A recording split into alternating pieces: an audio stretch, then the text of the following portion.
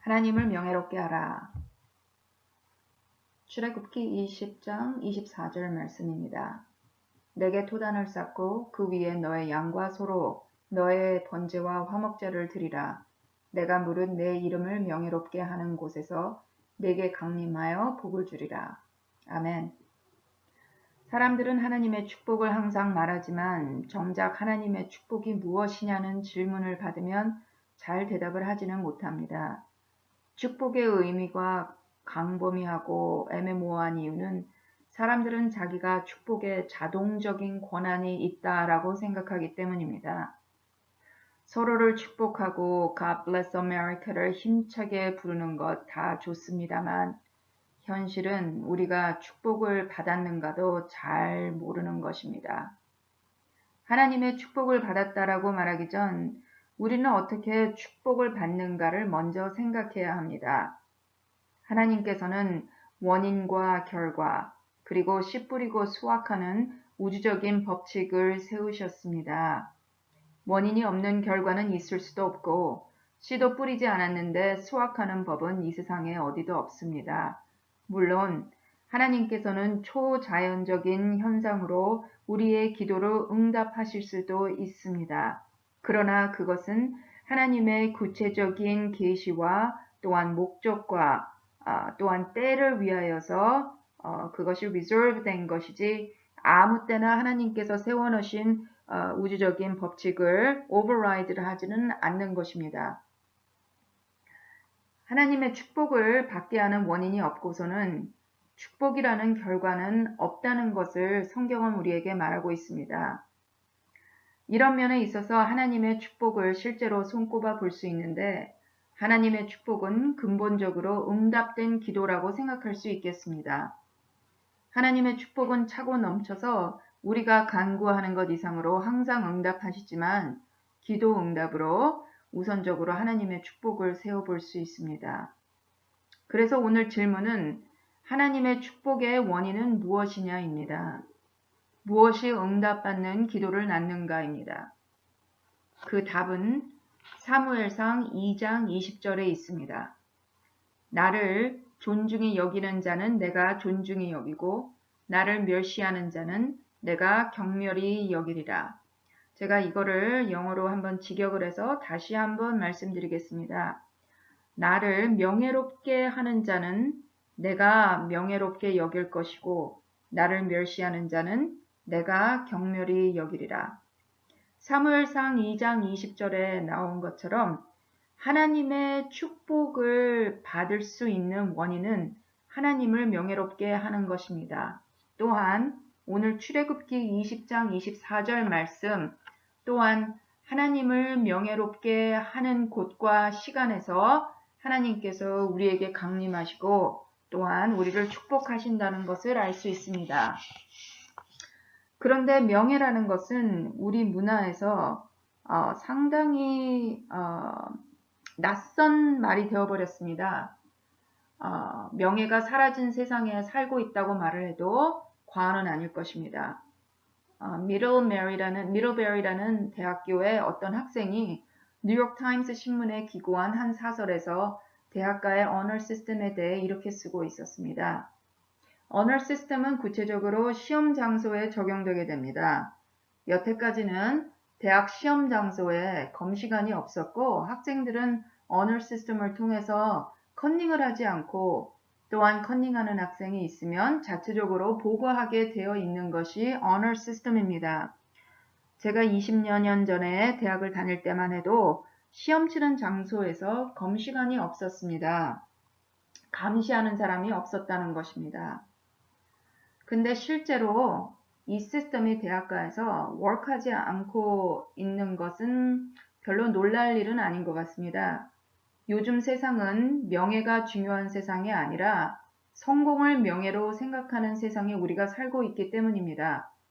성공한 사람들이 어떤 수단과 방법으로 그곳에 왔는지 아무도 알고 싶어 하지도 않습니다.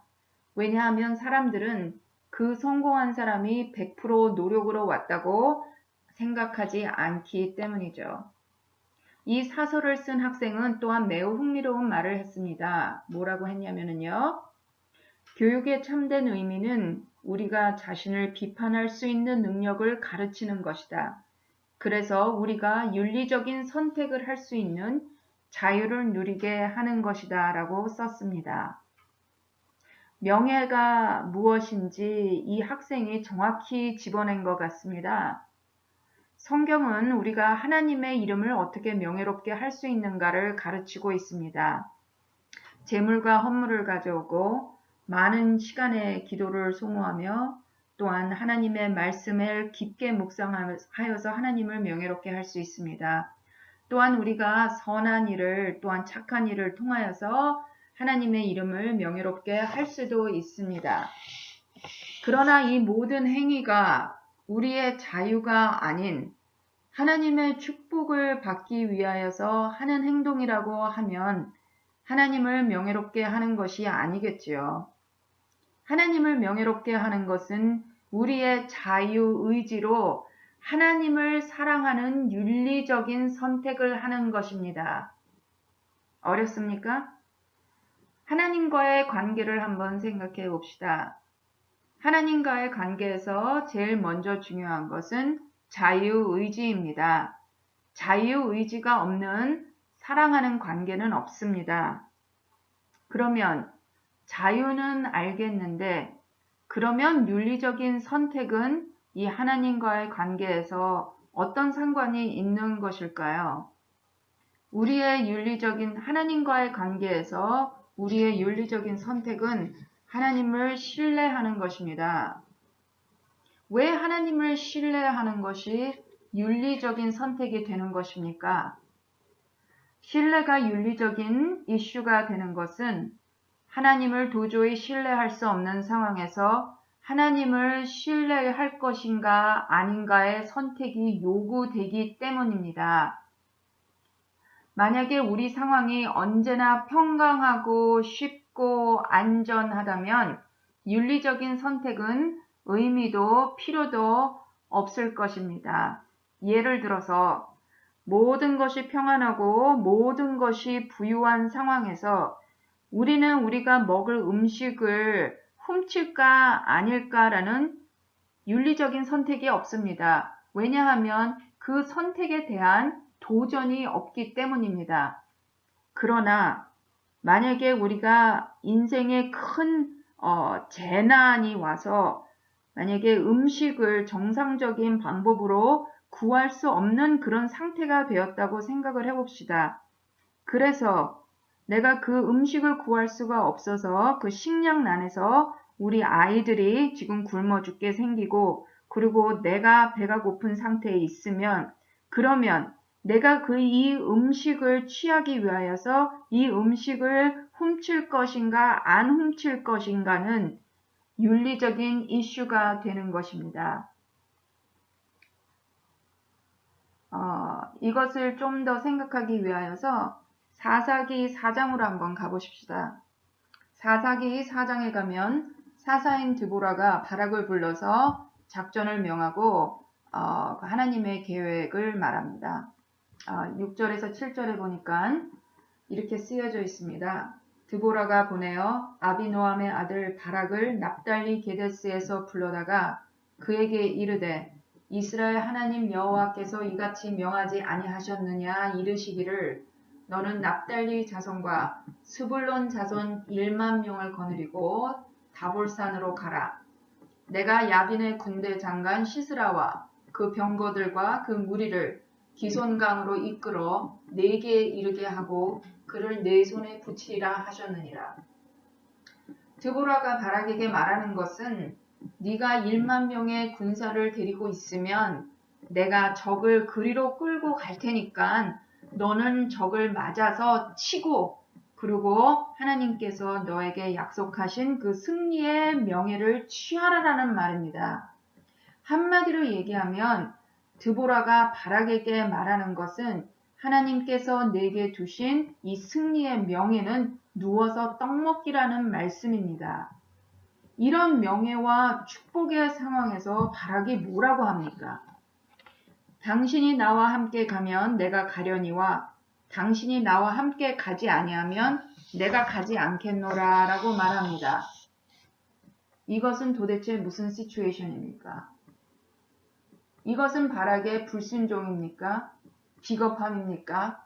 아니면 아둔한 것입니까? 9절에 가면 이 상황이 무슨 상황인지 좀 더 확실히 알 수가 있습니다. 9절에 보면 그에게 이르되 내가 반드시 너와 함께 가리라. 그러나 내가 이제 가는 일로는 영광 또는 명예를 얻지 못하리니 이는 여호와께서 시스라를 여인의 손에 파실 것임이니라 하고 드보라가 일어나 바락과 함께 게데스로 가니라. 바락의 반응은 하나님을 신뢰하지 못하여서 하나님을 불명예스럽게 한 것입니다. 바락이 하나님을 불명예스럽게, 즉 하나님을 신뢰하지 못한 결과가 무엇입니까?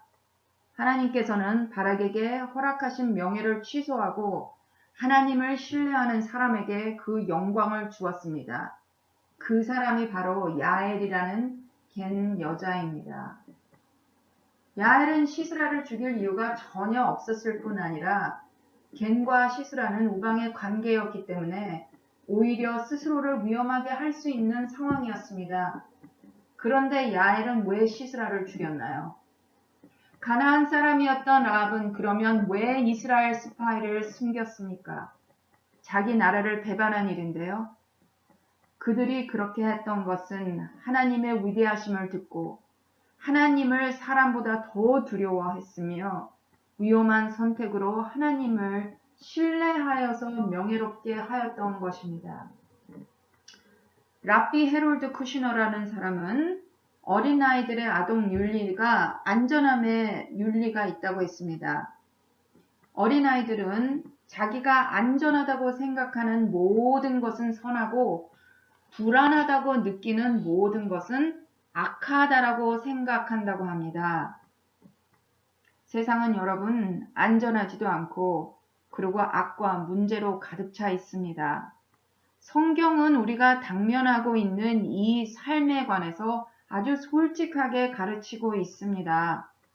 그런데 우리들은 하나님을 믿는다고 하면서도 이 안전함의 윤리를 끌어안고 안전함의 윤리의 어떤 생각과 마음에서 하나님에게 호소하고 있습니다. 하나님, 나로 하여금 내가 어떤 위험의 상황에 처하지도 않게 나로 하여금 안전함을 공급하소서라고 하나님에게 호소합니다. 하나님, 나를 해칠 수 있는 모든 가능성을 없애주세요. 나로 하여금 항상 화평하게 하세요. 그렇게 기도합니다.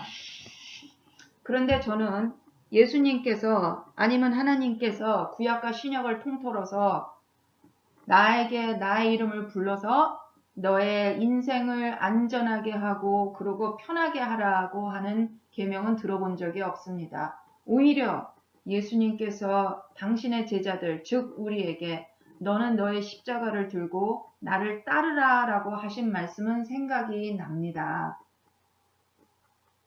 그러면 여러분들은 물어보실 것입니다. 그러면 이 세상에서 하나님이 하는 역할은 무엇입니까?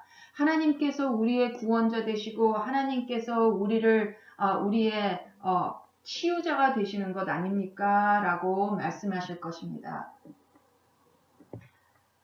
하나님께서는 우리가 이미 망쳐놓은 세상에 구원자로 오셔서 우리가 죽을 수밖에 없는 상황에서 우리를 살리시고 우리가 이 험한 세상에서 실패하게 되면 우리를 회복시키시고 소망으로 우리를 회복시키시고 우리가 넘어지면 일으켜 세우시는 것이 하나님의 역할입니다. 왜?